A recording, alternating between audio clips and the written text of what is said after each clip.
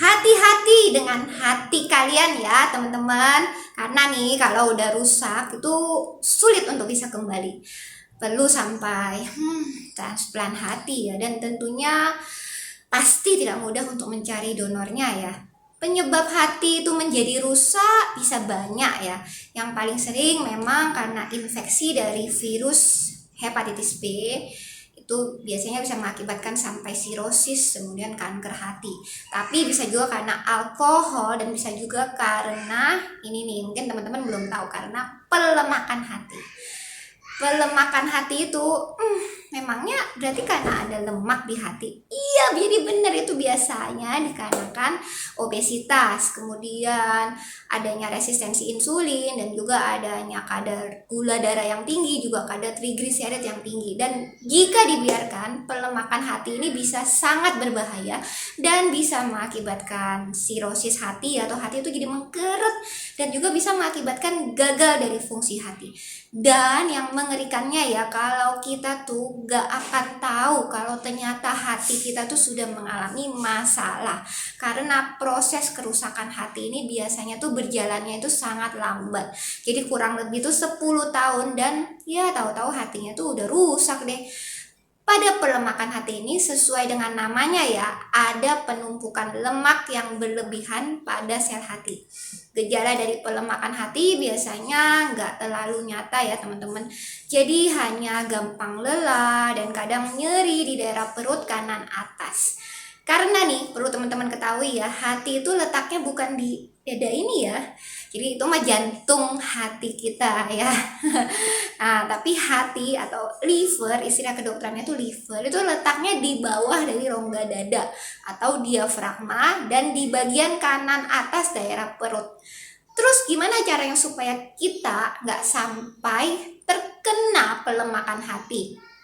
Tentunya teman-teman perlu untuk ya check up secara berkala ya teman-teman ya. Kemudian juga harus pola hidup sehat, makan yang seimbang, dan utamakan makanan-makanan yang plant based ya. Jadi kayak sayur-sayuran, buah-buahan, biji-bijian, dan juga lemak-lemak yang sehat. Terus teman-teman juga perlu untuk menjaga berat badan supaya dalam range yang sehat, dan juga tentunya harus berolahraga. Karena olahraga itu bisa menaikkan kadar antioksidan di dalam tubuh kita. Terus gimana nih misalnya yang udah terkena pelemakan hati? Jangan juga berkecil hati ya teman-teman. Ada beberapa langkah yang bisa dilakukan untuk meningkatkan terjadinya apoptosis atau kematian sel yang sudah rusak. Yaitu bisa dengan teman-teman melakukan fasting ya, atau puasa, yaitu intermittent fasting. Teman-teman berpuasa selama range tertentu, misalnya selama 16 sampai 18 jam ya, kemudian sisanya teman-teman itu makan.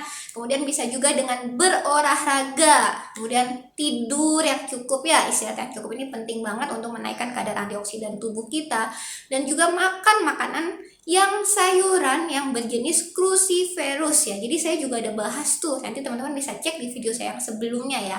Karena sayuran cruciferous ini bisa meningkatkan detoks tubuh kita ya. Dan juga tentunya teman-teman harus menghindari stres. Nah, terus nih ada juga nih beberapa obat-obat China yang ternyata efektif mengurangi pelemakan hati. Obatnya adalah Huoxie Huayu.